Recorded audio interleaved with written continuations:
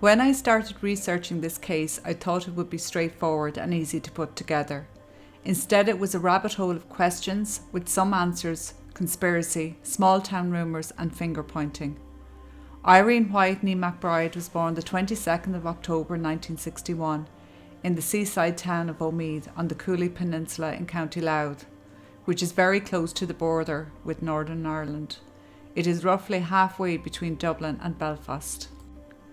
Irene had an idyllic life growing up by the sea in a small village. She saw the best in everything and everyone, and if you were having a bad day, Irene could turn it around for you. Irene had one sister, Anne, that was a year and 5 months older than her, and they were the best of friends. She had an older brother, Michael, who was killed crossing the road between his home and school in 1963. Their father died in 1971 from cancer, and as far as I know, their mother never remarried, so it was just the three of them. Anne, Irene and their best friend Anya hung around together from childhood to teens and into early adulthood. Anne told a story of how the three of them on a Good Friday would cross the border into the north of Ireland to go drinking, as they were all heathens up there and the pubs would be open, compared to good old Catholic Ireland where all the pubs would be closed. As they got older, they started to go their separate ways. Anne moved to England with her husband Kenneth, and Irene had her first child at 26, Jennifer. She wasn't married, but she did set up home with the father of Jennifer, but it didn't work out. Irene was very happy on her own with her daughter. She had her own home and job and was very independent. But love did come calling a few years later. Irene worked in a pub and was a member of the Dramatic Society, and this is where she would meet Alan White. They got married in 1998 and moved into Ice House in Dundalk, beside Hill Park, and they had 2 more children together. But alas, this marriage was not to last, and they separated, and Alan moved out in February 2005. Irene was embarrassed about the breakup and didn't confide in her friends or family as to how bad things had got in her marriage. She stayed living in Ice House with her 3 children, aged 4, 6 and 17. Her mother, Maureen, or Mo as she was more known as, lived in a mobile home in the back garden.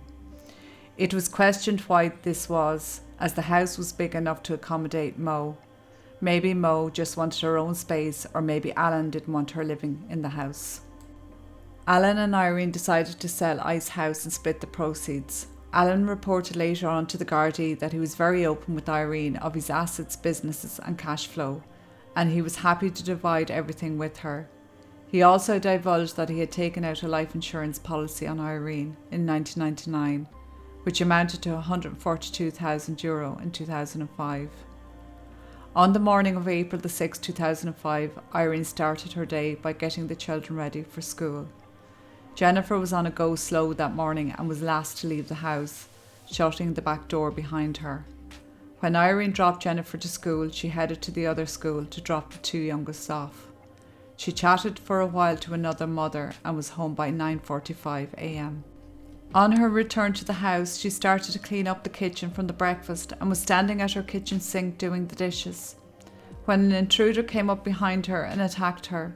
He stabbed her 34 times, front, back, neck, slit her throat and left her for dead.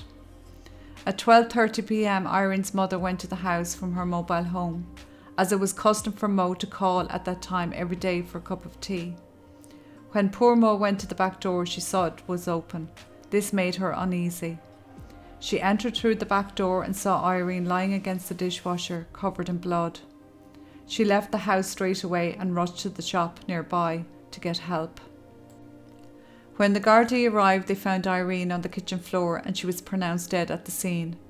The Gardaí found bloody footprints in the kitchen, leading out the back door, over a wall and into Hill Park next door to Ice House. Witnesses would later say that around 10:15 a.m. they had seen a man running through the park from the direction of the house and getting into a waiting car that was revving its engine, and it sped off. As nothing was missing from the house, the Gardaí ruled out robbery gone wrong as a motive for the attack. The method of murder and the short window of time between when Irene dropped off the children and when her mother was to call, it was assumed that the attacker knew Irene's routine. The final act of killing was the end to months of harassment Irene had been suffering. She had been getting threatening phone calls. She had made 15 reports to Gardaí about threats being made on her life. She had 2 protection orders and a barring order in place at the time of her death. And she had disclosed issues she was having in her home life to Women's Aid in Dundalk, a charity focused on domestic violence. She spoke to her family and friends. She felt she was being watched and followed. She truly lived in fear for her children and her life. After Irene's death, her sister found her diary and it had a world of information in it, stating times, phone calls and conversations. A person had said to her, "I will get you. You will not know the hour of the day, but I will have an alibi." A woman had approached her and told her there was a murder plot against her. She told a friend of hers 3 weeks before her death that she was in fear for her life because of a certain man. This man has never been named by Anne, Irene's sister, family, friends or media outlets. He is only known as the mastermind. But if you are to put the timeline together of the separation from Alan, the domestic violence reports and the contentious relationship between Alan and Irene, you wouldn't have to look too far. But there is a lot more to this story. Alan White had an alibi for the time Irene was killed. He had travelled to Dublin for a black tie event and a woman confirmed this. Also, phone records and CCTV proved that he was nowhere near Dundalk. If you were to talk about motive, well, our Alan has plenty of motive. Mainly the children and money, if you were to go by what happened after Irene was killed. He claimed the insurance money after Irene's death and received it in full, €142,000. He sold I's house for 1.1 million after an injunction was lifted that Mo and Jennifer had put in place to stop him from selling it until the murder was solved. He got full custody of his children and moved 5 miles away, and Mo and Jennifer were made homeless. When they finally got a place together, Mo passed away 6 months later on what should have been Irene's 44th birthday, and Jennifer was homeless again. He distanced himself from Irene's family and stopped Jennifer from seeing her siblings. Jennifer applied to the courts and got access to see her brother and sister. In 2006, Alan White and a man named Niall Power, a business associate of Alan's and a close friend that often visited I's house and knew Irene and the children, were arrested in connection with withholding information about Irene's murder. However, they were both released without charge. Alan had his alibi secured and Niall Power had said he was with a man named Anthony Lamb that morning, who was employed by him and he had met him to give him his pay packet. Niall Power owned a company called PPS Security Limited and Alan White was one of the directors. Not long after Irene's death, Alan stepped down from this position. It was noted in Irene's diary that she had been on to Niall constantly for weeks before the murder to fix her electric gates that suddenly stopped working. With the threats and living on her own with the children, Irene really needed to get these gates fixed, but it was never done. Between 2006 and 2011, nothing much was coming to light. Anne kept Irene's case in the limelight as much as she could. She talked to locals, campaigned for new information and held a yearly memorial for Irene. In 2011, the case was taken over by the Serious Crime Review Team, which is a national cold case team.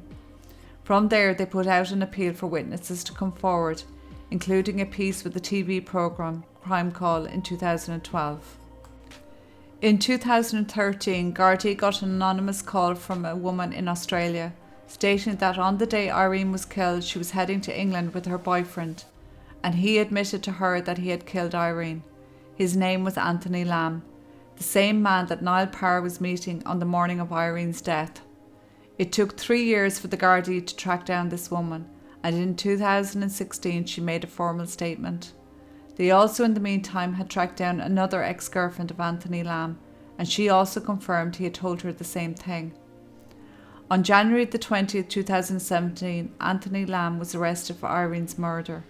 He gave up the ghost immediately and admitted killing her.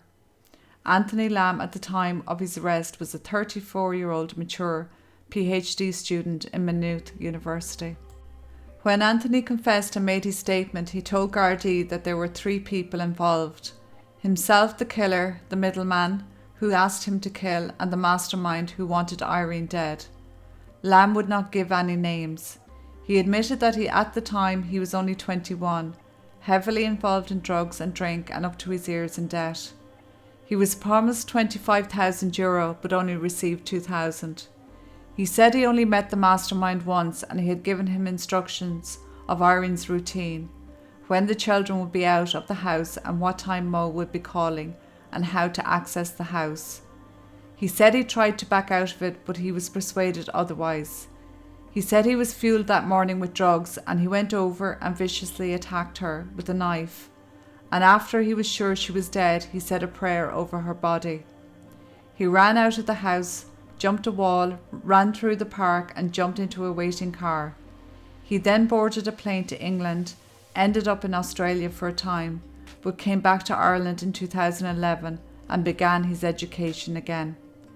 He completed his arts degree, a Master's of Education, and had just begun his PhD when he was arrested. On the 29th of January 2018, he was found guilty and sentenced to life in prison. He never named the two other people. The very next day, Niall Power entered Dundalk Garda Station and turned himself in. He admitted to being the middleman. He was Anthony Lamb's boss at PPS Security, and he had asked Lamb to kill Irene on behalf of the mastermind. Power claimed that between 2003 and 2005, he was pestered to kill Irene. He would not name the mastermind as he had power and influence in high places and he feared for his wife and children. It also came out that it was Niall Power's girlfriend at the time was the one who warned Irene that she was going to be killed. On the 8th of July 2019, Niall Power was found guilty of Irene's murder and sentenced to life in prison. To this day, we still don't know who the mastermind is. Power and Lamb sit in prison doing life sentences and still won't give up the name. Dundalk is very close to the border of Northern Ireland. It is said that the mastermind is working as an informant for the police and it goes beyond the Gardaí's jurisdiction and power. Anna and her family have never publicly named Irene White as the mastermind. Either have the media or Gardaí. This is very much still an open case and the Gardaí have said they are still in contact with Power and Lamb to get the name. But if the mastermind is an informant, we know he is more valuable to the UK than he is to be charged with the murder of a woman in the Republic of Ireland. Anne passed away from cancer on the 9th of August 2019 and has passed the baton to her husband Matthew to get justice for Irene. Jennifer, Irene's daughter, fights alongside him. Irene's two other children are all grown up now and have a great relationship with Jennifer, who is now a mammy herself. Irene would be very proud of all three of them.